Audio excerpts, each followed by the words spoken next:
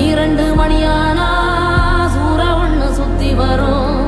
புள்ளிவாய் பிசாசு குளத்து வீட்டில் நின்னிருக்கும். பில்லி சூன்யோ ஏவலுன்னு பிடரி குலுங்க வைக்கும்.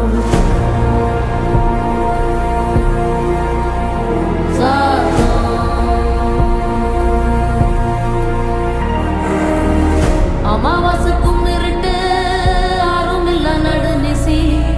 கருப்பு கடுவம் பூனை கண்ணும் மின்ன ஓடி வரும். சாம்புராணி வாசனையில் ஜல்லு ஜல்லு ஓசை வரும். ரெட்ட